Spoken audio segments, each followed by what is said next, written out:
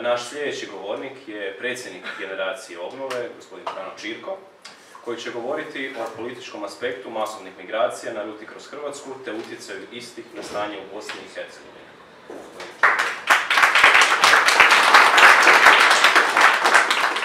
Hvala, sve bih lijepo pozdravio. Hvala svima što ste ovdje došli. Ja ću imati malo kraće izlaganje i usmjerit ću se uglavnom na stanje koje mi trenutno imamo na hrvatskoj granici, u Bosni i Hercegovini i na čitavoj ovoj takozvanoj balkanskoj ruti koja će se sad u svojim najavama, evo imali smo prilike danas čitati po medijima, ponovno aktivirati, tako da vrlo je moguće da nas čeka scenarij više ili možda malo manje onaj iz 2015. 2016. godine, tako da daću jednu ovako jednu političku ocjenu svega toga. Prvo bih prošao zapravo kroz neke činjenice koje više manje svi znamo, međutim potrebno ih je utvrditi i ponoviti da bismo znali o čemu raspravljamo. Dakle, trenutna situacija po pitanju migrantske krize kroz Hrvatsku je ovakva. Imamo Bosnu i Hercegovinu u kojoj se trenutno prema službenim podacima nalazi između 5 do 10 tisuća ljudi prema službenim podacima, prema neslužbenim podacima tu se nalazi vrlo vjerojatno peteroznamenkasti broj, dakle više od 10 tisuća migranata.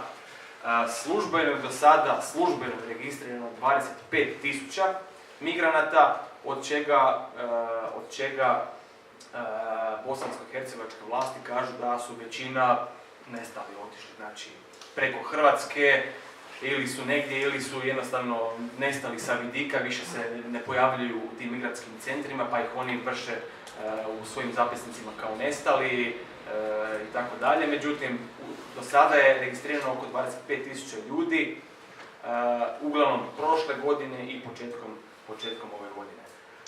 Najveća koncentracija migranata je dakle u ovom sjevernom dijelu koji je označen sa crvenom bojom, međutim u zadnjih par mjeseci imamo sve veću koncentraciju migranata i u južnim krajevima Bosne i Hercegovine, naravno uz granicu sa Hrvatskom, pogotovo u ovom južnom dijelu i u ovom središnjem dijelu imamo i Dinaru i Kamešnicu, tako da ipak migranti ne idu se penjati na vrh Dinare, međutim imali smo sve više i više upada kroz ove južne krajeve, od Vrgorca pa sve do Plitvičkih jezera.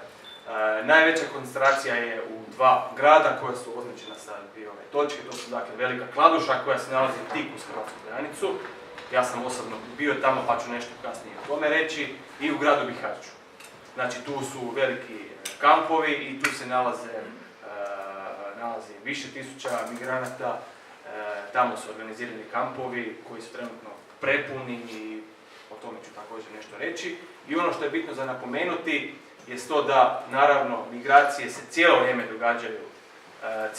Bosna i Hercegovina ima cijelo vrijeme upliv novih migracija, južno sa Crne Gore, ali i Srbije. Znači tu se nalaze i migranti koji dolaze preko Makedonije u Srbiju, ali i oni koji nisu uspjeli ući u Mađarsku još od one 2015-2016. godine. Takva je nekako ovakva situacija i naravno sa sjeverne strane, sjeverne granice Hrvatske nalazi se ograda i na granici sa Mađarskom i na granici sa Slovenijom. Tako da je ovo jedna vrlo, vrlo nezahvalna situacija i za Hrvatsku, ali i za Bosnu i Hercegovinu. Naravno, popratni sadržaj ovdje u Hrvatskoj, migrantske rute, je više manje poznat. Popratni sadržaj su provale, vikendice, kuće, pljačke, migranti naravno dolaze bez ičega, nemaju što jesti, nema gdje prespavati, sada pogotovo po ovim zimskim periodima i jednostavno imali smo više, ja mislim, desetaka, možda čak i stotina provala u razne vikendice, kuće od granice na Maljevcu pa sve do Rijeke, Platka, čak i u Istri. Jer se, naravno, migranti žele domoći Slovenije što prije ili nekako Italije, tako da uglavnom popratni sadržaj. To naravno imate raznih, iako to nećete naći u mainstream medijima, iznuđivanja novca, čak i maltretiranje nekih ljudi. Znači, vlada jedna velika nesigurnost na tom, pogotovo tom karlovačkom području gdje je Hrvatska zapravo najtanja do Slovenije, jer migranti ciljaju uglavnom na to područje jer je najtanje, jer je najmanja mogućnost da ih se uhvati, a i tamo je slaba naseljenost stanovnika, tako da je to nekako ciljno područje gdje oni žele ići. Dakle, ovo su neki primjeri iz medija provala kuća od rijeke, Plitvičkih jezera, Korenice. Znači, vlada zapravo jedna velika nesigurnost ljudi koji žive uz granica i to je zapravo za nas onda jedan veliki problem. Ono što sam rekao već, upadi se zadnjih par mjeseci više ne događaju samo na tom sjevernom dijelu, jer su imigranti skužili da je policija uglavnom koncentrirana na to karlovačko područje, tako da njima opada, ajmo reći, mogućnost prolaska kroz Hrvatsku i jednostavno idu na neke nove metode, a nove metode su upadi u Hrvatsku i u južnim krajevima.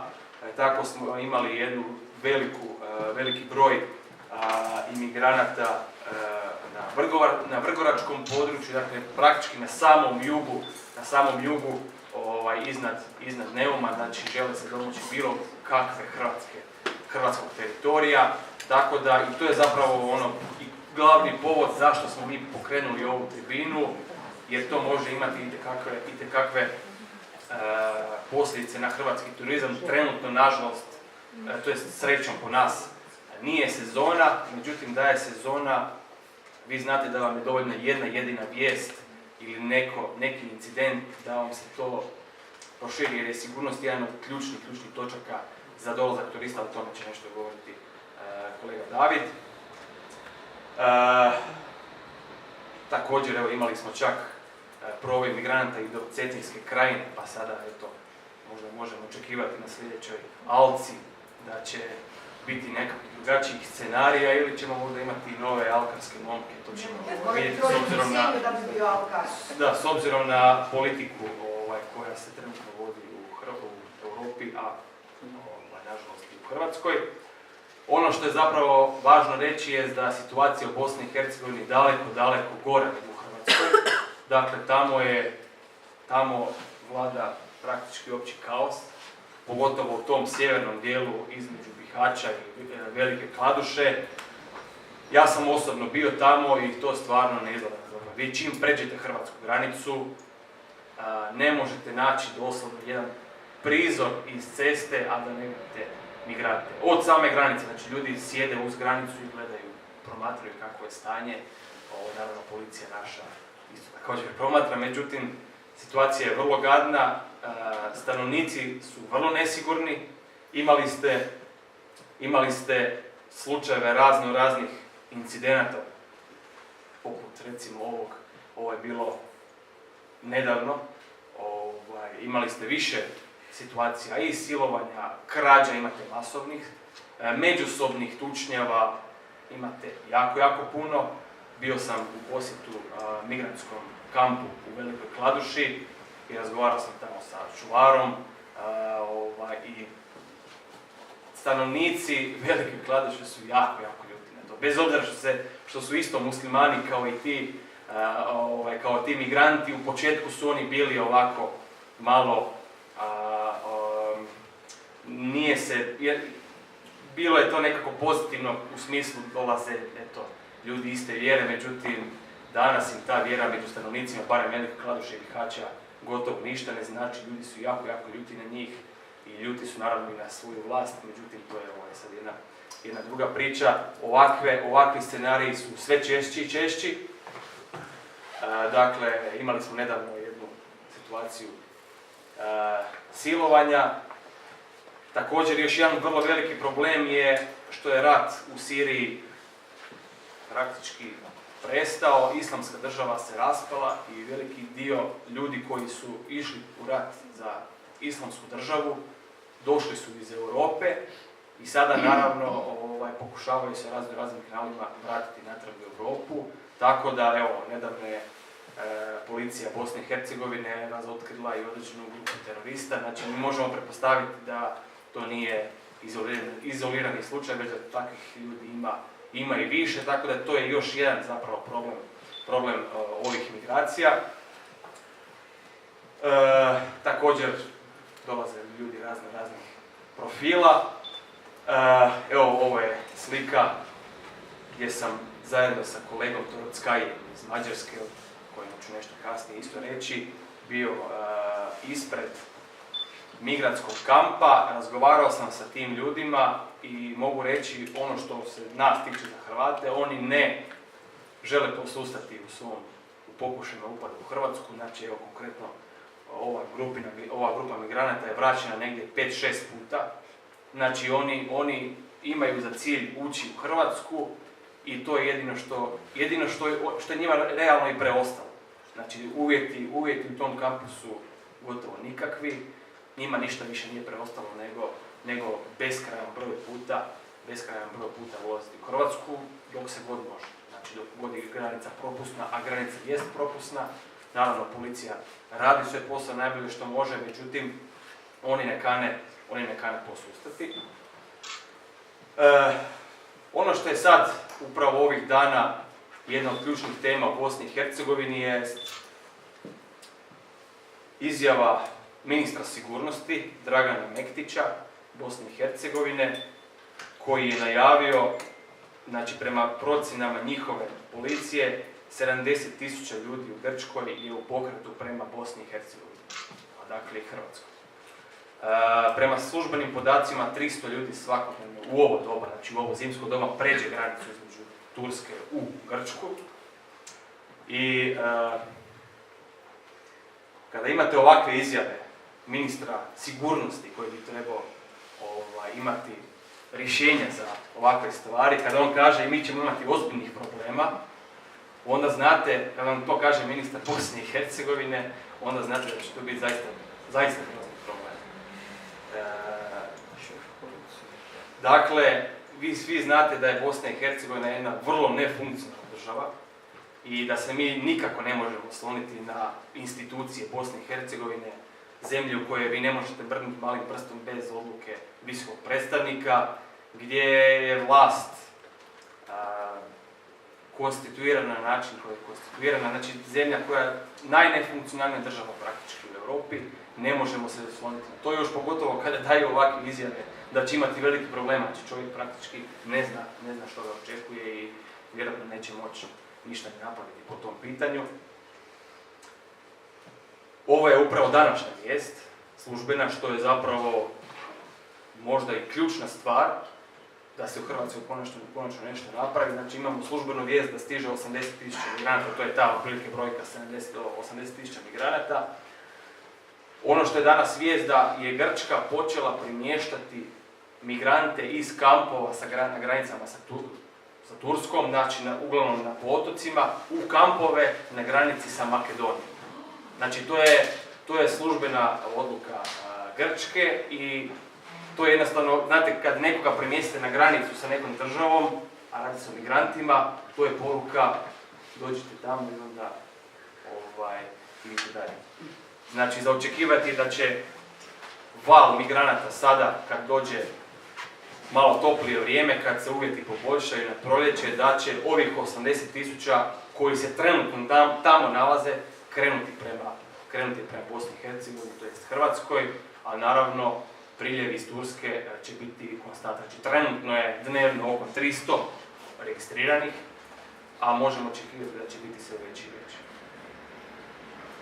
E sad, koje je rješenje?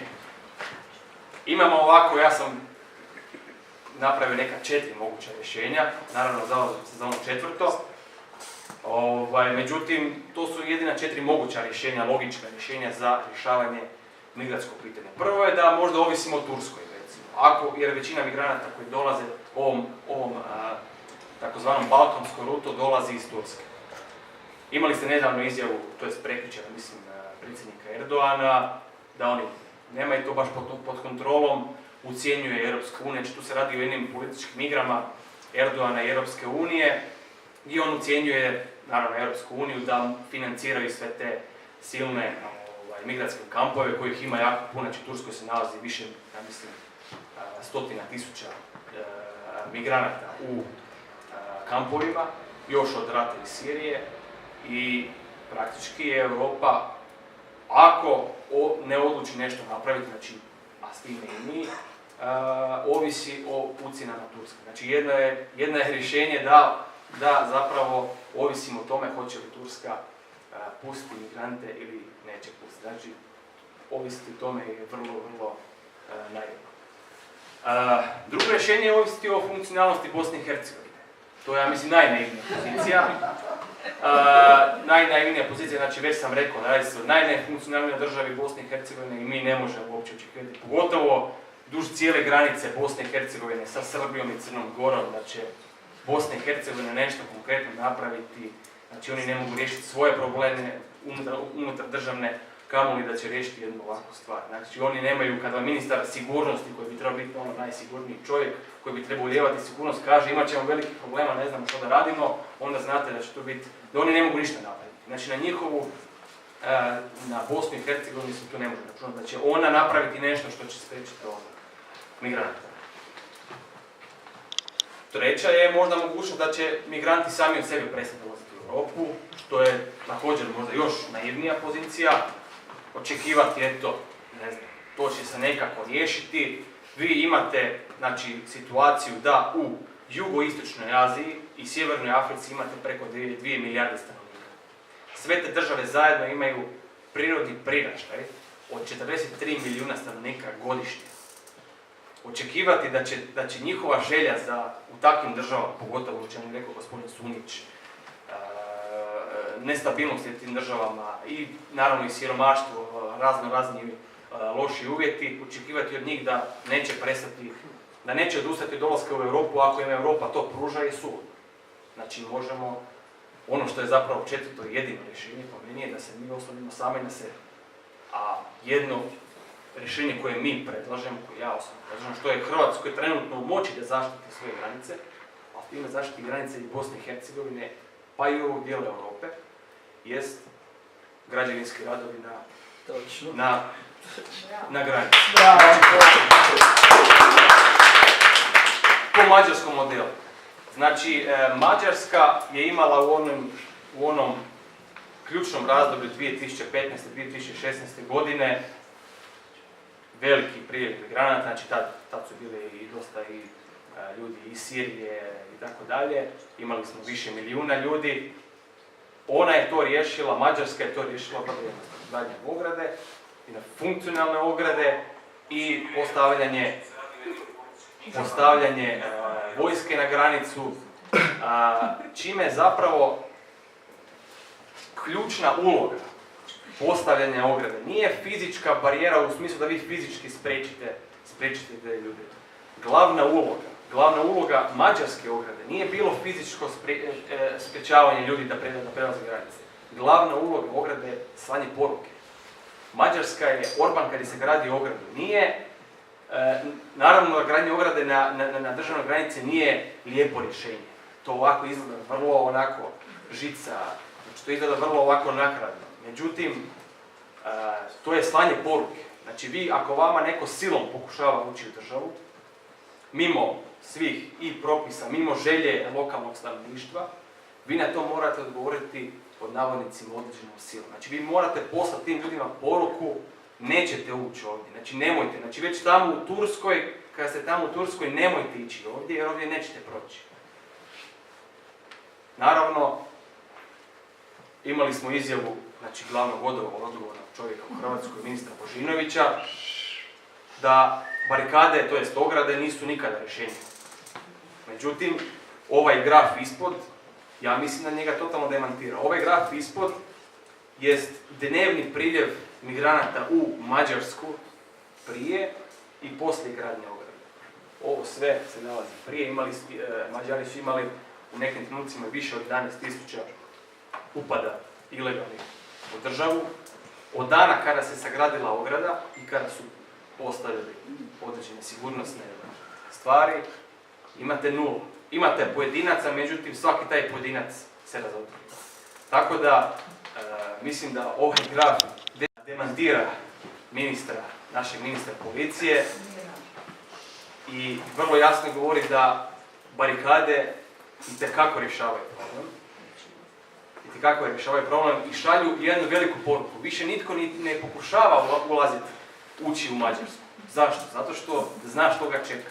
Čak i ako nekim slučajem prijeđe, ako prereže tu granicu, Mađarska ima jedan vrlo restriktivan način sprečavanja migranata. Imaju dvostruku ogradu sa termalnim kamerama, sa običnim kamerama, sa velikom koncentracijom i pripadnika vojske i pripadnika policije i lokalnih redarstvenika, tako da ući u Mađarsku trenutno ilegalno je gotovo nemoguće. Što će reći naravno da je to jedno jedino rješenje koje se meni osobno možete demantirati u kasnoj raspravi. Ako postoji neko drugo rješenje za slanje poruku nemojte ići prema Hrvatskoj, ako to nisu fizičke barijere, onda ne znam što jeste. Evo ovdje mogu samo ispričati, bili smo sada u prosincu, smo ugostili gospodina Lasa Torockajija, načelnika jedne granične općine sa Mađarskom. Gospodin Torockaj je bio inicijator gradnje ograde, znači to je praktički bila njegova ideja, jer se njegova općina nalazila na području sa najvećom koncentracijom ilegalnih upada i on je, možete tu snimku pogledati na našoj Facebook stranici, on je osobno posvjedočio da fizičke barijere itekako imaju svoju funkcionalnost, da itekako djeluju, tako da eto na ovoj snimci upravo je kao čovjek sa iskustvom nazivao gdje bi to moglo prilike izgledati, tako da možete si to slobodno pogledati na našoj Facebook stranici. E sad,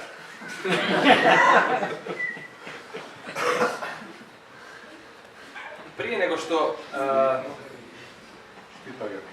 nego što još krenem na sadržaj ove slike, pa ću se vratiti onda na ovu,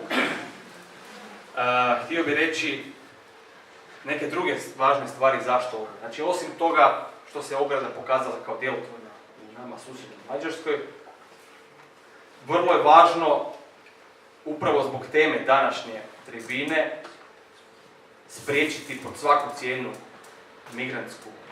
migrantsku rutu kroz Hrvatsku, a to je, osim naravno sigurnosti hrvatskih građana, koja je debelo ugrožena, pogotovo na tom našem karlovačkom području, a u novije vrijeme vrgoračkom području, Cetinskom, Plitvičkim jezerima i tako dalje, jeste turizam. Dakle, kao što sam već rekao, nama je dovoljna jedan incident da nam se dogodi, bilo šta, znači to ne mora biti teroristički napad, to samo može biti vijest da se migranti, znači ako krene, a krenuo je taj veliki val, s obzirom da imamo vrlo veliku granicu sa Bosnom i Hercegovinom, znači to se ne nalazi, to nije neka mala granica, znači radi se o jednoj velikoj granici i gore na sjeveru, uz Karlovačko područje i dolje Dalmatinska Zagora i Lika. Vama je dovoljna jedna stvar, na primjer na području Plitvičkih jezera, da si mi ugrozimo turizam na području Plitvičkih jezera. Dovoljna je jedna stvar da vam se dogodi dolje na području Metkovića, Vrgorca i tako dalje, da si mi debelo ugrozimo turističku sezonu. O tome će govoriti David, pa neću sad previše ulaziti u to. Jedan od također od ključnih razloga je Bosna i Hercegovina. Znači mi ne možemo gledati izolirano samo sigurnost Republike Hrvatske. Bosna i Hercegovina je također zemlja za nas vrlo strateški ključna, geopolitički. Bosna i Hercegovina je naše zaleđe. U Domovinskom ratu smo imali priliku vidjeti koliko Bosna i Hercegovina zapravo igra ulogu za sigurnost Hrvatske. Dopustiti da zbog našeg nedjelovanja dopustiti mogućnost da migrantska kriza izazove ovaj ili onaj oblik krize unutar Bosne i Hercegovine. Znači trenutno se nalazi negdje oko 10.000 migranata. A ako svi ovi ljudi koji su najavili svoj dolazak u Bosnu i Hercegovinu dođu u Bosnu i Hercegovinu, ako vama tamo dođe 50.000 ljudi, to će tamo biti kaos. Znači, ti ljudi, postoji vrlo velika mogućnost da će ostati tamo ili će neki ući u Hrvatsku, pošto imamo zatvorenu granicu gore i sa Mađarskom i sa Slovenijom. S obzirom na to da Bosna i Hercegovina ne funkcionalna država, postoji velika vjerojatnost da će ti ljudi tamo i ostati. Kakve će to imati posljedice za Bosnu i Hercegovinu, koja je i sama po sebi naelektrizirana sa 3 naroda, sa posljedicama zadnjeg rata, to je vrlo upitno. To je pogotovo štetno za najmalobrojniji narod, to su Hrvati, koji su nama od strateškog interesa, tako da Republika Hrvatska ne smije sebično gledati samo na svoju sigurnost, mora imati u vidu i sigurnost Bosne i Hercegovine, i zbog Hrvata u Bosni i Hercegovini, ali i zbog svog strateškog položaja kao zaleđa. Također, naravno, Hrvatska imamo, ukoliko ne vodimo vrlo jasnu migrantsku politiku, imamo odgovornost i za Europu. Znači, iako, naravno, zaustavljanje migracije je, i to je zapravo vrlo važno za napomenuti, i to se odnosi upravo na ovu sliku, je zaustavljanje masovnih migracija u Europi svake države jest politička i ideološka odrednica prema nečemu što se zove, i u čemu je gospodin Sunić govorio već, a to je zamjena stanovništva. Znači, to nije neka desničarska paranoja, već realnost koju već imate, kao što je gospodin Sunić već rekao, u Engleskoj, u Londonu, gdje su Britanci postali praktički manjine sa 45%, u gradovima poput Marseja, Rena, Frankfurta, Stuttgarta. Znači, mi imamo političku odgovornost za ono što se događa u čitavoj Europi. I zaustavljanje migranata je također jedna ideološka odrednica među kojim zemljama se mi želimo svrstati, među kojim političkim opcijama se želimo svrstati. Želimo dopuštati da naša politika izgleda upravo kao ova slika, da nas štipaju po stražnici, pljeskaju kako god ko može, ili ćemo voditi vrlo odgovornu i suverenu politiku. Tako da mislim da je jedan od ključnih zapravo razloga zašto Hrvatska ne poduzima određene radikalne mjere jest upravo u tome, s obzirom na to ko nam se trenutno nalazi na vlasti. Znači, nalazi nam se na vlasti ljudi koji se ne žele zamjeriti trenutnoj mainstream politici unutar Europske unije. Evo, baš smo danas čitali u novinama kako nam kolegica gospodina Plenkovića, Maletić, ulazi u revizorski sud Europske unije sa plaćom od 20.000 eura. Iluzorno je očekivati od takvih ljudi da će povući određene poteze koje njima zatvaraju vrata za određenu karijeru u Briselu. Svi znamo otkud je i došao gospodin Plenković iz jednog briselskog inkubatora u koji se žele prema nekoj logici, a informacijama želi vratiti nakon nekog određenog perioda i tamo nastaviti svoju karijeru. Nećemo i teško je očekivati od takvih ljudi da će nešto konkretno poduzeti. Stoga, evo, završit ću sa jednom porukom, a to je da, eto, i ovakvim tribinama, ali svako od nas osobno, da ustraje u svojim stavovima, da nam se ne bi dogodilo ono što je to ovo što se nalazi na ovom mimu. Da nas ne bi ubila ta naša velika humanost prema ljudima kojima treba pomoći, pod navodnicima i tako dalje.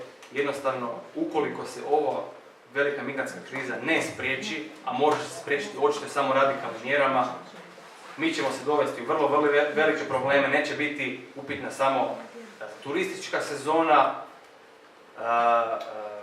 ovdje pogotovo zato što se radi o Bosni i Hercegovini može biti vrlo velike posljedice. Kakvi će to posljedice imati konkretno na turizam, to će reći mi nešto gospodin, to je kolega David, pa bih eto njemu propustio riječ. Hvala.